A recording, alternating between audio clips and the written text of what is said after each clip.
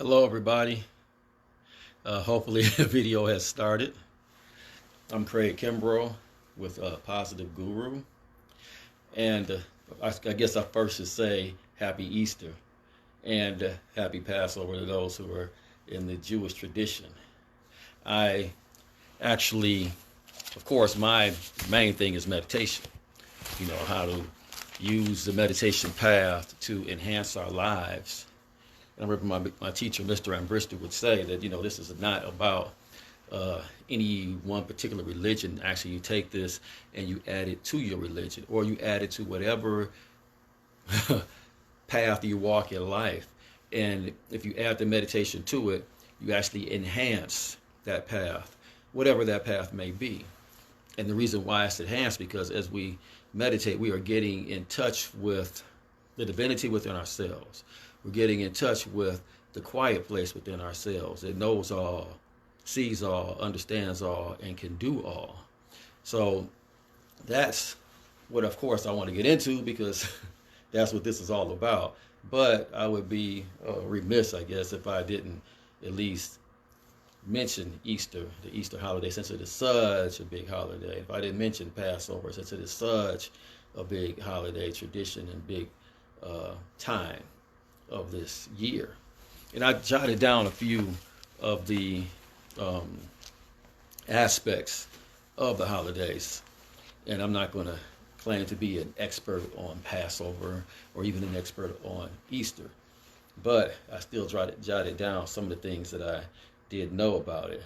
With Passover, I remember it had to do with the enslavement of the Jews in Egypt, and them now celebrating their freedom from that slavery. And during that time, of course, it was Moses, saying, to Pharaoh, let my people go, let my people go, let my people go. Let us out of this enslavement, out of this cruelty, out of this that we are experiencing. Let us go. And Pharaoh wasn't having it. It wasn't going to happen. And it is said that God came and brought plagues to the land on account of this enslavement. Brought plagues to the land. And the Jews actually sacrificed a lamb for God and put the blood of the lamb over the doorways, so that when these plagues come, God would know, it would be known which places to pass over, which places the plague should skip. And it's a marvelous tradition from what I understand. I'm not Jewish, but I've been told about it and I've read about it.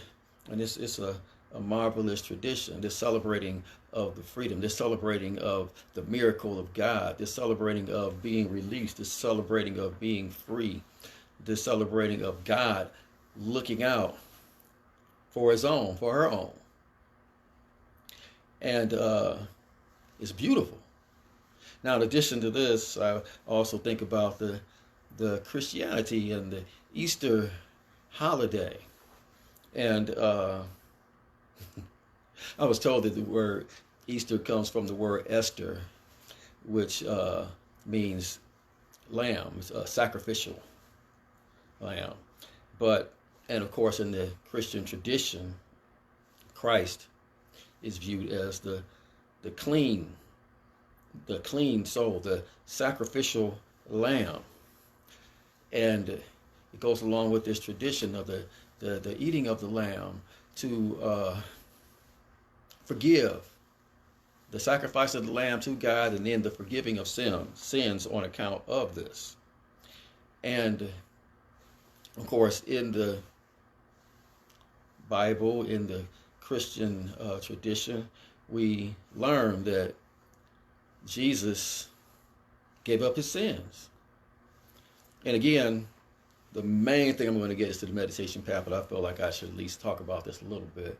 And so that's what's being celebrated, is the sacrifice Also, what's being celebrated is the life beyond death, the resurrection. Many times it's now called Resurrection Sunday.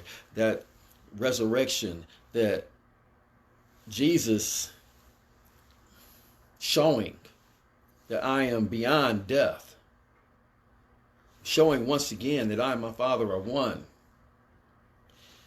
coming back and saying I am the King over heaven and earth. It's a marvelous thing.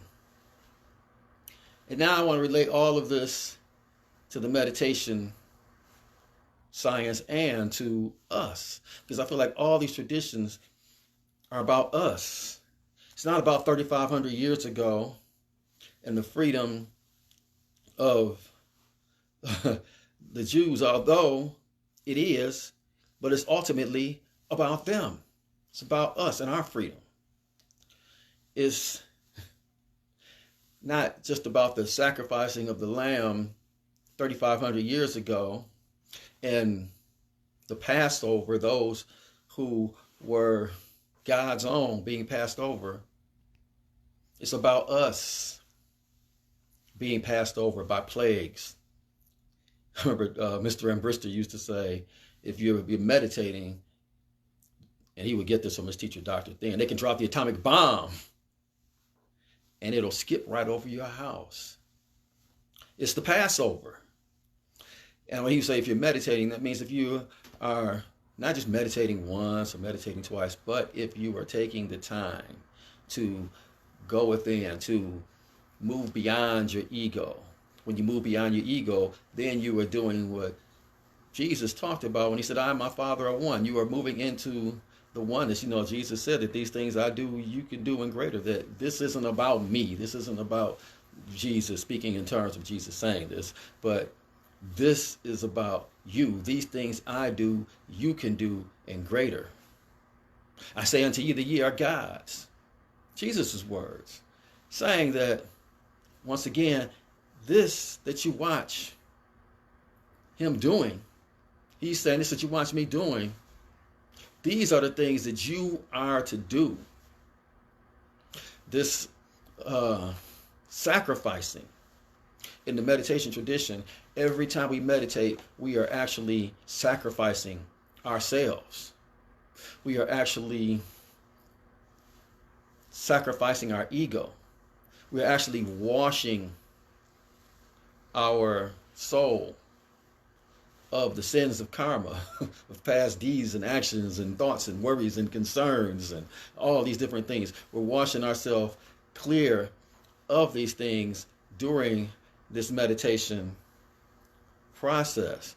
And this is why when we come out of meditation, we feel more free, more uplifted, less worried. I mentioned a week or two ago that when this plague-like thing that we have going on right now first came, it was just weighing me down. I mean, I had trouble sleeping and just worrying and so forth. But then I began to meditate more, and afterwards I would feel enlivened. I would feel not worried anymore. And because I was washing, cleaning, cleansing. This is what the meditation path is about. They say, and they drank wine at the Passover, at the dinner where the lamb is sacrificed. They also drink the wine. And this wine is supposed to be a wine of bliss and a wine of happiness. And in the meditation tradition, this wine is called the holy name, or the Om vibration, or the word that was there in the beginning that they speak of in the Bible, or the River Jordan. It's that vibrational tone that we get in touch with. You know, everything is vibration. Music is all vibration. Everything is vibration. Depending upon what vibrational tone you're listening to, it will determine how we act, how we react.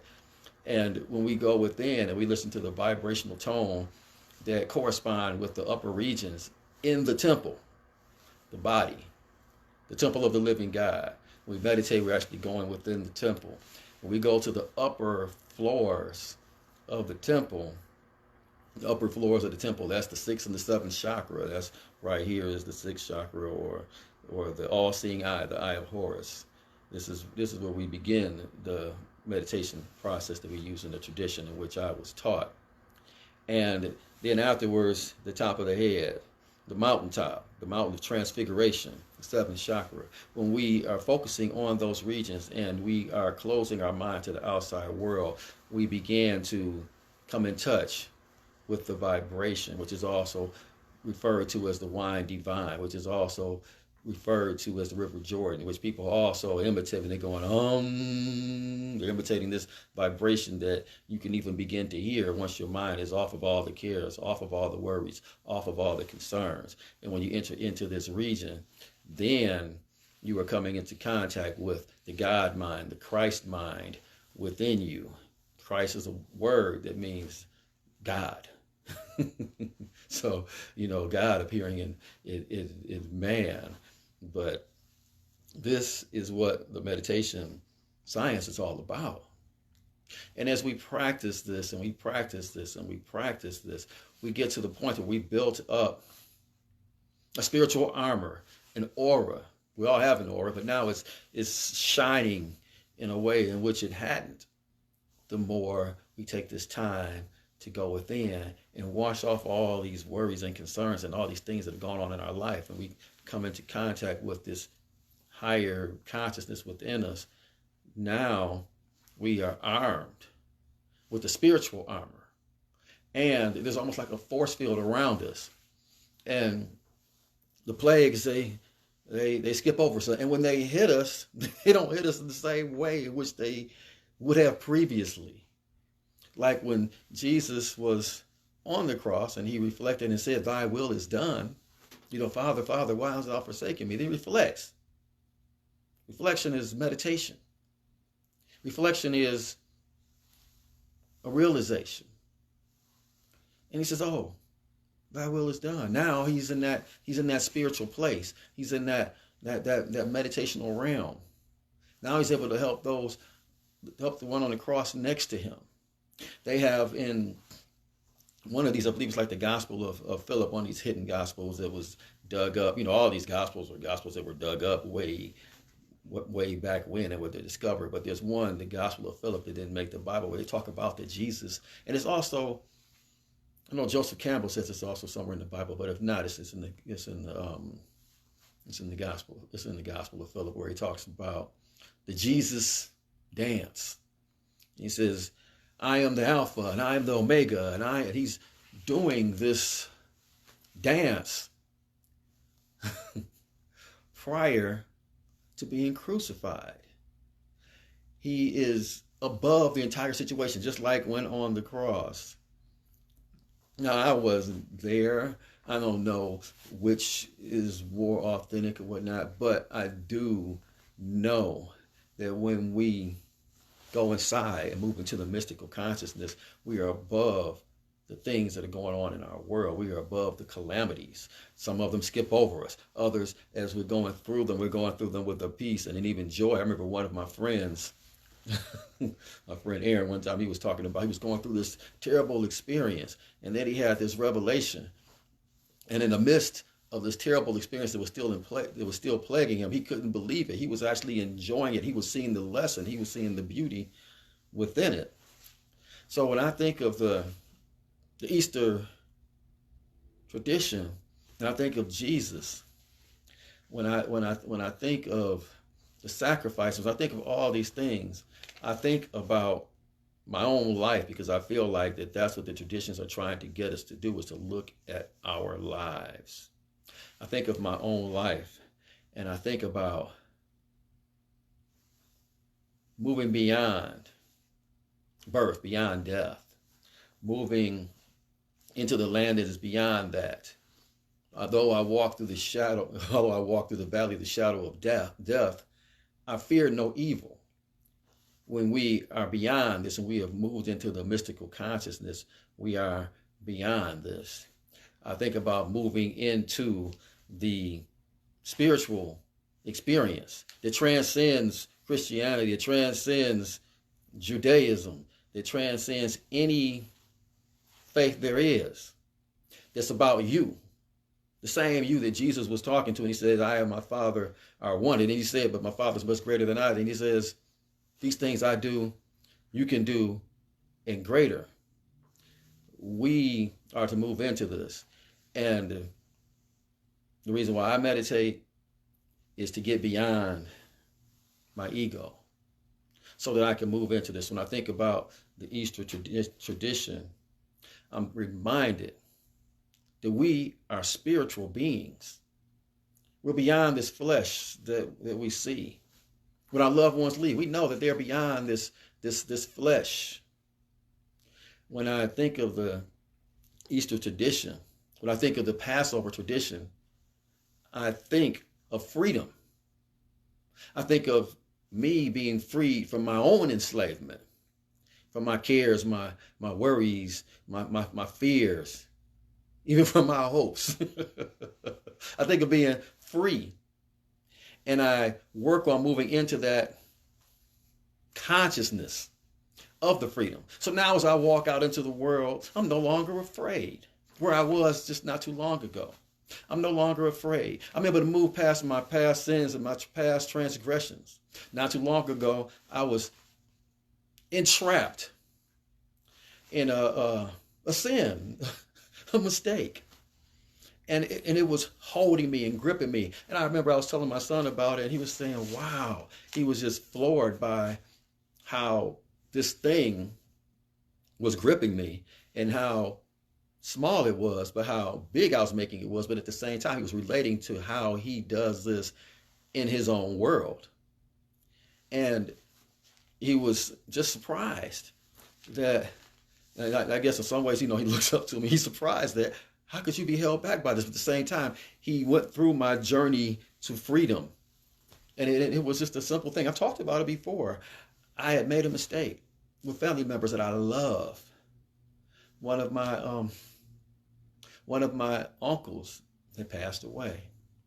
And I have a habit of not calling people when someone passes away. Now on Facebook, I'll say I'm sorry and my condolences and my prayers, and I'll do all those things. But I have a habit of not calling people on the telephone because I know that I'm going to be there at the funeral. I am even excited to go because I want to show them my love, show them that I am here. I am here with you. I care for you. I love you. And I feel for you. And when my uncle passed, my uncle lived in another state far from here. They didn't have the funeral right away because I told myself I'm going to go when the funeral comes. I didn't make it. But actually, the funeral didn't even happen for a year. It just kept getting pushed back and pushed back. Maybe because the bulk of the family lived out of state. I wasn't sure the reason why. But I would keep asking my father, when is the funeral? He says, I don't know. It's coming in June. It's coming at this time. It's coming at that time. To my recollection, it came about a year later. I still hadn't contacted my cousins, whom I love, thinking I'm going to go there and show my support. And then I found out at the last second, the funeral's taking place. And I had these obligations, and I don't know, I got caught up in my obligations, and in the last minute, not being able to make it, I didn't make it. Then I felt bad that I hadn't talked to him all this time, and I didn't make the funeral. And then more time passed by, and this plagued me. And I felt bad, and I felt remorseful, and I felt embarrassed to call them after not talking to them. But I wanted them to know I love them. And I put this off for I don't know how long. And I was telling my son about my journey to where I've been meditating more often. And then a series of events caused one of those cousins to show up in my consciousness, in my world, in a most uncanny way. And I told myself, today is the day that I call my cousin. I did talk to my cousin sometime after the funeral and everything, and I apologized. But I could feel, at least in my mind, it might not be true, but I could feel that he felt like, man, why'd he wait so long? What is this about? It just felt awkward. And I wanted to call him again and talk to him, so I've been putting this off and re-establishing the relationship. As I meditated more, through this particular pandemic, it made me meditate more. As I meditated more, I got the strength. I know it sounds ridiculous, like you didn't have the strength to do this, but I got the strength. I contacted him, didn't answer. Then I texted him, when we had the most wonderful conversation. And I was free. Actually, the moment I decided, the moment I had meditated deeply enough, I was free in that moment. And after this, I've been meditating more and more to move into the other things that I've been holding back from. Now, there's a lot of things I do that I feel are great, but that's one in which I hadn't handled that well. And I'm moving past all my past sins, all my past transgressions, all my past shortcomings, and sacrificing my ego in the process. I feel that this is what the Easter tradition, this is what the Passover tradition is all about. The more we take the time, the more we reflect, the more we know that whatever is bad will just, the atomic bomb can drop and it will pass over your house. The more we get into our meditations, the more we get into our reflections, the more we get in contact with that within us, the more that we will have strength to do things that we didn't do before. Incredible things, bigger than the little thing that I just talked about. We will be doing those things without any of our ego, any of our worries, any of our cares holding us up. That dream that you've been thinking about for years and have been able to move into, that business you've been wanting to open and have been moving into, the way in which you wanted to give, and you've been thinking, well, what do they think about me? We just move right into that as our resurrected self, walking this earth like the king, say, I'm over heaven, I'm over earth. I walk through the valley of the shadow of death and I fear no evil. This is what I want for all of us. And this is the reason why we meditate. If you do not know the process, if you go to the website positiveguru.com, click on meditation, it'll be one video there saying the highest form of meditation, explaining why we use a particular form of meditation we use. If you go to the next video up under it, it'll be how to meditate. It will actually walk you through the meditation process. I'd like to thank you for listening. I hope you enjoy. It's Craig Kimbrough with Positive Guru with Craig Kimbrough. Thank you. Love you all. Peace and blessings.